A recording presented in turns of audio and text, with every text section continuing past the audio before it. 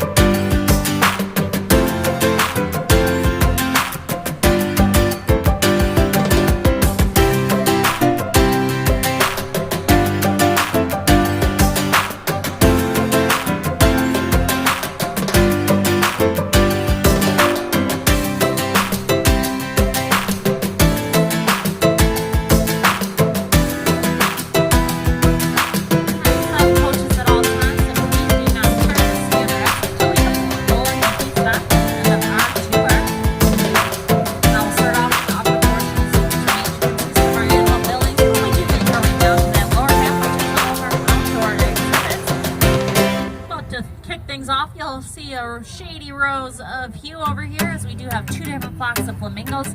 The lighter, more pale in color is our Chilean flock, and the darker in color is the Caribbean flock.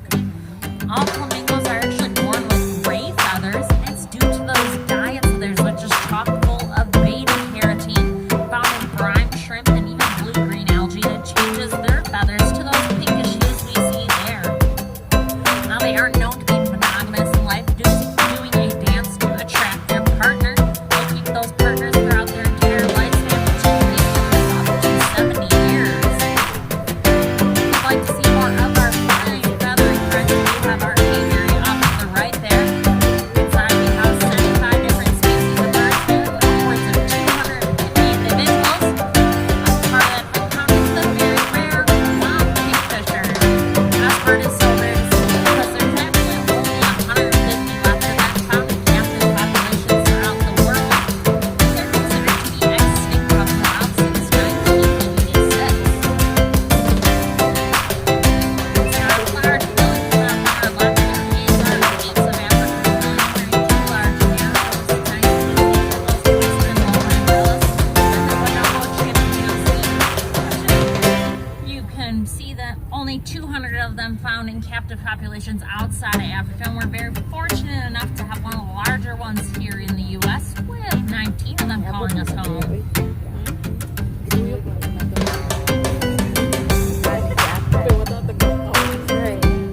Next up, over on our right is macaque. You can see a few of those macaques laying up on top of the rocky structure right now. This is one of the most northern living primates, other than us humans. They're often found in the mountains of Japan. We'll find them in the hot springs trying to keep warm. As for all comfort, there's the snow monkey. Now, we recently did have a baby macaque born. This is actually our first baby macaque born in the last 26 years, so we are pretty excited about this. Now, those macaques, you'll definitely see them doing other favorite activity for holiday. It's actually bring each other, trying that delicious treats they found on each other back inside their cheek pouches to say they snack or later. Now, over to the left here is primates of the world, where we have features of different species of primates, including whale monkeys, spider monkey. The majority of them do have outdoor exhibits, as well as their indoor one. Primate sampling up here. The outdoor exhibits for orangutans, Tommy and Alex. Now, those orangutans do have quite the long arm span, being around 8 feet in length. They can pull 500 pounds in each arm. Hence, you might have noticed a lot of the ropes in there are made out of recycled fire hoses for them. Holding hands. Now, the word of orangutan actually does translate to mean person of the forest, and this is a very befitting name, as that's where they're commonly found. Although those forests are being rapidly depleted and turned into palm oil plantations. Now, we here at the zoo to try and help out those forest friends only use sustainable palm oil found in all of our products here throughout the zoo. Now, off to the right, we also do have our aquatic and reptile center. Inside the park, we feature a 55,000-gallon walk-around tank where you're going to see 25 different species of trophy-sized fish. They're all found in Wisconsin's lakes and streams. We also do have our oldest resident property inside this building. That's Onassis, our Amazonian river turtle. Now, she's believed to be roughly over 100 years of age, being born around 1915. But this is just an estimate, as our keepers do believe she might have been born way earlier than this as well. Now, lastly, in that building, you also can see all those exotic reptilian and amphibian presents, including some poison arrow frogs, various turtle species, some pink cobras, anacondas, and some giant land mammals.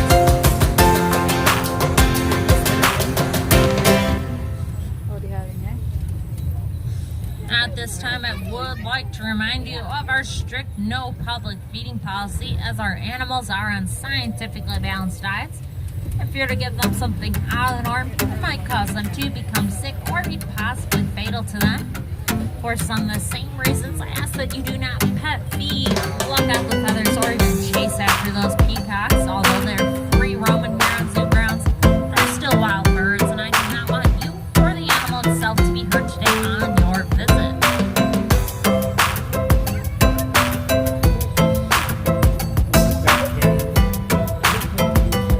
Now, off to the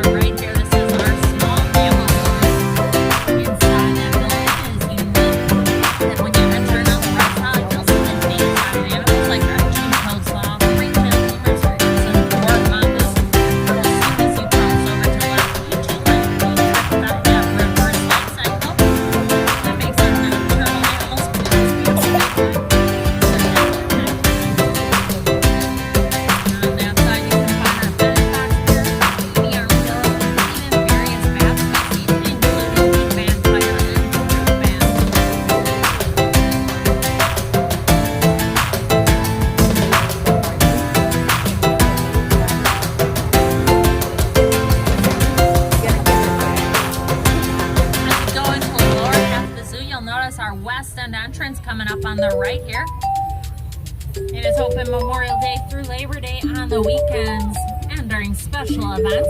It's also home to our river otters. Now, those river otters are well equipped for swimming with that wet footing and a third eyelid, which helps them to see underneath the water, kind of like the way we use goggles. Now, our zoo was not their first choice for a new home because they filled out applications over at NASA in hopes that they could go out into outer space. Now, up to the left here, you'll notice our reindeer species are outside. It looks like our females have made their way outside. That is grandma and mother. And to the far left, laying down in the grass, that is the sun. Now, both male and female, as you can clearly see, do grow antlers. Starting to grow them in the spring. They'll actually shed off in the winter. The male's antlers do, however, grow much quicker and to 3 times the size of the females. Now, these reindeer also do have a soft padded hoof, which aids them in winter when they need to walk on slippery snow and ice. And rumor has it to land softly onto those rooftops. Now, across from our beer garden here, where if you're of legal drinking age, you can get a seasonal beer throughout the summer, we do have our grizzly bear family. Now, the 4 here are all related to each other. The smallest amongst them is actually the mom named Ronnie, and the other 3 are her sons. Now, these grizzly bears are naming for that silver tipping on their fur, not their grumpy attitudes. And if you look closely down at any of their paws right now, you might see that long 3-inch claw that resides on the end. Now, that claw does help them to dig and forage for their food, which consists of both plants and animals, but this bear species is omnivores. If you ever visit us in the winter, you won't actually see them outside, as we do let all our bears hibernate naturally. The ones that you can see out in the winter is the red panda and the polar bear. Next up, we do have our North American elk that you can see chilling out against that fence line. This is the second largest for the deer species, right behind the moose. You'll see our herd consists of 4 females and that one lucky male named Comanche. Now, his antlers do grow on average an inch a day throughout the summer and could weigh up to 40 pounds when fully grown and shedding off. Now, typically out in the wild, their herds are much larger than on our property here today, as they can reach into the hundreds as they traverse those western regions of the United States.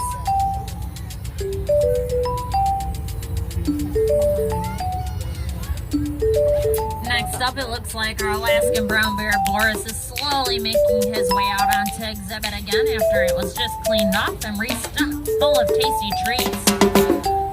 This guy is often referred to as a Kodiak bear. They're found near the Kodiak Islands in Alaska. NASA is actually using them in research to try and understand why they lose such minimal body mass during those long hibernations of theirs. They want to use that research for the astronaut when they send them off onto long space adventures. Now, up to the right here, this is our man-made lake. It's named after the rope. It's home to many natural waterfowl and is actually a sanctuary to our 2 permanent collection animals of those trumpeter swans named Ghost and Boo. Last up for our North American animals, you'll see our harbor seals to the left here. Those harbor seals are known for their swimming capabilities, but do get along just fine on land by bouncing on their bellies. Now, unlike us humans, they do actually breathe out before diving underneath the water, as this can help them stay under the water for 30 minutes at a time, using that oxygen naturally found in their bloodstream. In the way back, their common predator for the region is known to be the polar bear. We do have one female polar bear named Snow Lily. She turned 34 years old this year, which actually makes her the oldest polar bear in North American captivity. This is the first time we've made history, though, as back in 1919, we actually had the first baby polar bear ever born and raised successfully in captivity. And their name was Zero, as they reflected the temperature outside at the time of their birth. Now, off to the left here, we get a glimpse through those windows, and as we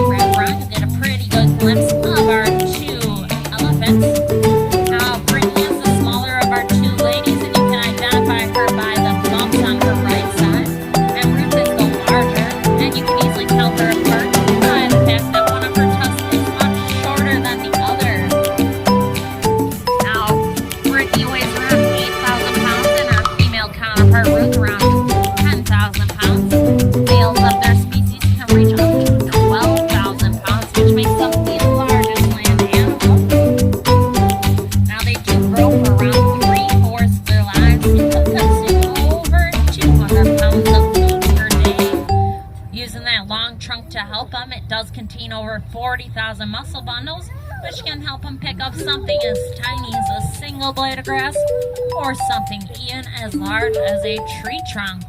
Now the elephant who was out in the yard over there, that was Brittany. The lady coming up here, this is Ruth. Now these elephants, their tusk will never be uni-shaped in size or form, as they are left or right tusk, similar to the way we are left or right-handed, using one more predominantly than the other.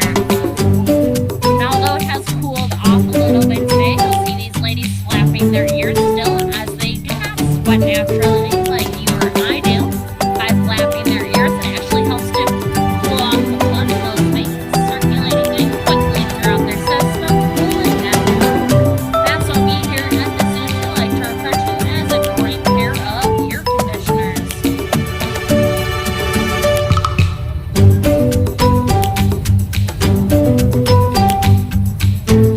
Next up, you'll get a pretty good glimpse of our two Eastern Congo antelope sisters, Sydney and Zuri. Now these ladies are known for their rustic coloration and the fact that they'll have on average 15 stripes on their backs. Males will be a lot darker in coloration, and their mane from the top of their head down to their rump will be a little thicker than these ladies. Both male and female do grow horns throughout their entire lives, of which they will actually run with their horns on their backs to try and polish and sharpen them amongst the trees. Now these two ladies do share this exhibit with a smaller jungle antelope. Her name is Aria, and she is a yellow-backed diker hiding on the corner there. The diker is actually the largest of the 15 diker species. You'll see she gets her naming quite clearly for the yellow stripe that runs across her back, and the word diker refers to on her bushes when trying to keep them from larger predators.